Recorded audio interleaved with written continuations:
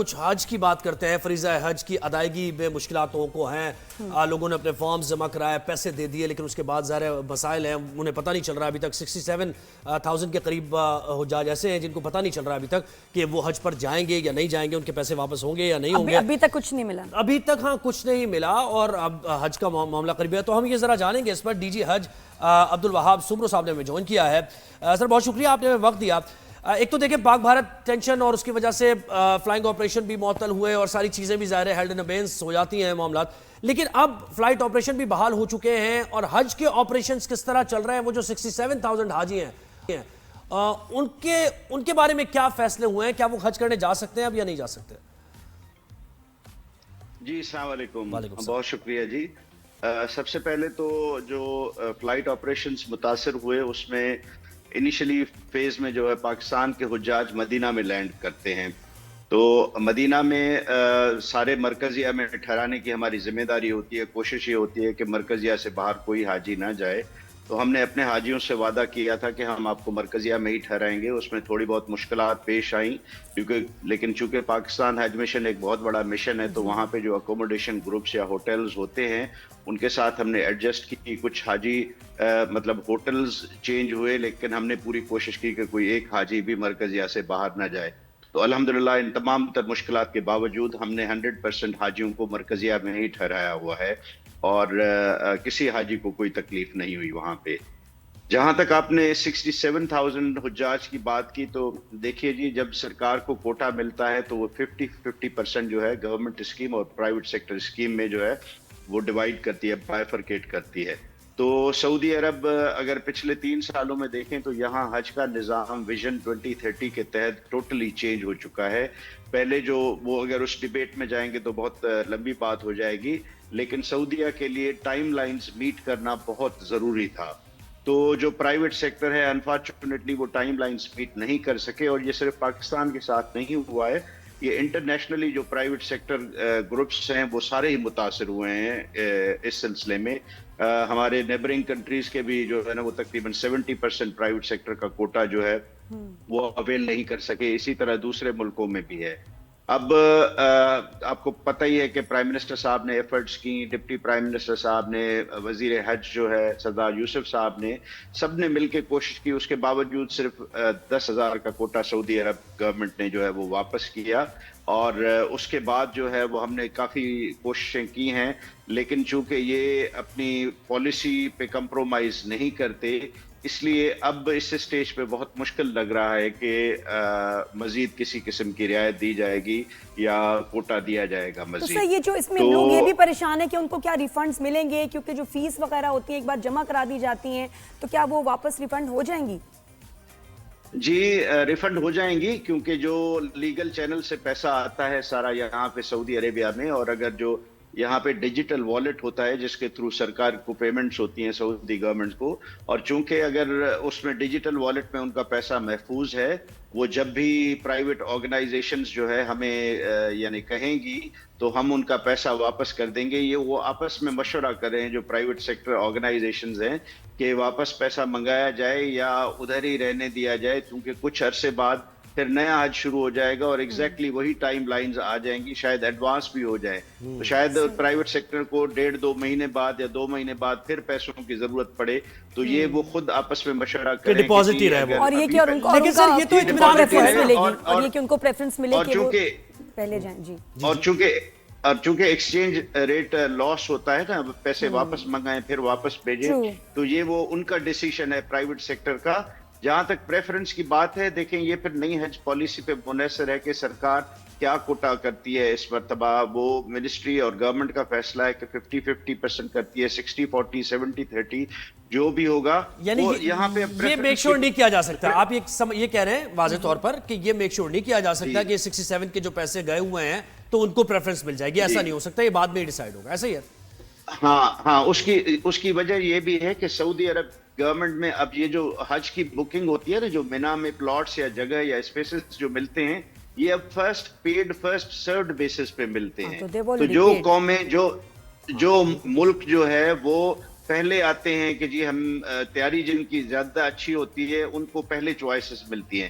تو private sector کا جو پیسہ اگر یہاں پہ پڑا ہوگا तो आई एम श्योर कि जब नया हज खुलेगा और प्राइवेट सेक्टर तैयार होगा कि कौन सा स्पेस लेना है, ये वो फैसला कर चुके होंगे, तैयारी कर फर्स्ट कम चुके फर्स्ट सर्व होंगे। की बुनियाद पे हो सकता है। प्राइवेट सेक्टर की जी, तो जिम्मेदारी उनको भी है कि आसानी उनको होगी। प्रेफरेंस मिले। मुझे जो एक बात already बताएं paid कि हैं ये भी इनकी मुतमईन है। आप कर दें, जो लोग जिन लोगों ने पैसे दिए हैं, कि ये जो हुकूमती चैनल्स के जरिए ये पैसे गए, ऐसा नहीं है कि प्राइवेट सेक्टर ही अगर वो जाते हैं, लोग जिन्होंने पैसे दिए हैं, प्राइवेट सेक्टर उनको लिंगर ऑन करता है मामलात को कि अभी ये नहीं हो रहा है, वो नहीं हो रहा, लेकिन हुकूमत इसमें बाकायदा मौजूद है और वो उनके पैसे वापस कराने में उनकी जिम्मेदारी जी है। जी जी, जितने भी पैसे लीगल चैनल से, जैसे मैंने आपसे कहा ना कि जो लीगल चैनल से अकाउंट में आए हैं सऊदी अरेबिया के अकाउंट में और यहाँ के बैंक अकाउंट से फिर वो ई हज वॉलेट में चले जाते हैं, वो सारी वापसी हो जाएगी उन पैसों की, क्योंकि सऊदी सरकार के पास जो पैसे पड़े हैं वो सारे वापस आए। लेकिन यहाँ मैं आपको एक चीज बता दूं कि प्राइवेट सेक्टर में अक्सर ये प्रैक्टिस पाई जाती है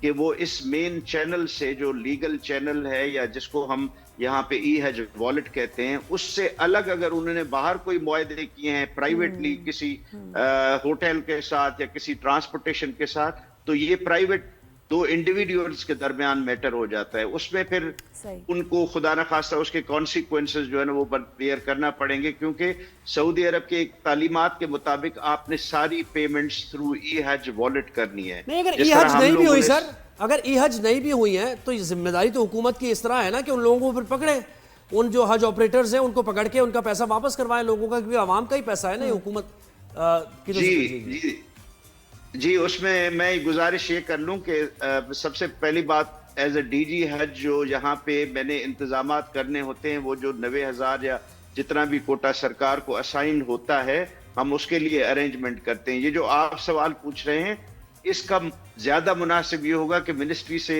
सवाल पूछा जाए, क्योंकि मिनिस्ट्री रेगुलेटर है और इंशाल्लाह मिनिस्ट्री इंश्योर करेगी अगर इन लोगों ने, जिन लोगों ने पैसे लिए हैं, देखिए जी प्राइवेट सेक्टर के हिसाब से तो वो कारोबार ही है ना, एक तरह से कमर्शियल ट्रांजैक्शन है। तो अगर हिस्टोरिकली उन्होंने ये ट्रांजैक्शन हर साल माशाल्लाह हज कराते हैं और प्रॉफिट होता है, तो खुदा न खासा जैसे तो एज पर द लॉ आप ये कह रहे हैं कि ज़ाहिर लॉ एनफोर्समेंट और ये वो एजेंसी सर ये बताइएगा कि इस साल जो हैं जो लोग यहाँ से हज करने जा रहे हैं उनके लिए कोई इंतजामात में बेहतरी हुई है, कोई फैसिलिटीज, क्योंकि गर्मी की शिद्दत बहुत है, गर्मी इतनी ज्यादा है, तो कुछ आपने देखा है उन्होंने कुछ अपग्रेड किए हैं फैसिलिटीज? जी, अगर क्योंकि हम पहले ही उधर 67,000 की तरफ निकल गए, इस साल गवर्नमेंट का हज हमारा ये क्लेम है, जिस तरह से हमारी जो हुकूमत है, प्राइम मिनिस्टर साहब हैं और मिनिस्टर साहब हैं, जो मुसलसल इंगेज रहे हैं इन इंतजामात की बेहतरी के लिए हम लोगों से और ओवरसी करते रहे हैं, ये हज पाकिस्तानी तारीख का इंशाअल्लाह ताला बेहतरीन हज होने जा रहा है, इन टर्म्स कि फर्स्ट टाइम जो है पाकिस्तान जो सरकारी हज है वो एयर कंडीशन बिना में होने जा रहा है, जिसमें gypsum board, air conditions, sofa cum bed और भी बहुत सारी फैसिलिटीज हैं। हम कुछ दिनों में इंशाल्लाह अपने कैंप्स का वीडियो भी रिलीज करेंगे सारे चैनल्स को, हम दिखाएंगे और सीइंग इज बिलीविंग वाली बात होगी। अच्छा, मुझे एक और चीज बताएं, इस्लामाबाद में नेशनल प्रेस क्लब के सामने एहतजाज भी हुआ है, तो सर एक बेहतर तरीके से इन लोगों को कम्युनिकेट कर दिया जाए ताकि ये भी परेशान ना हो अब और स्मूथ ज़ाहिर सेलिंग हो जाए, ये ना हो कि एहतजाज हो रहा हो बार बार और उनको कोई कम्युनिकेशन भी ना हो उनके साथ। जी देखिए, हमारी तरफ से ऑनेस्टली स्पीकिंग कम्युनिकेशन क्लियर है। एक जो उम्मीद है या होप जो बंधी रहती है, लोग यानी हम किसी को ये तो जबरदस्ती नहीं कह सकते ना, इस मिसाल के तौर पे चॉइस उनकी है।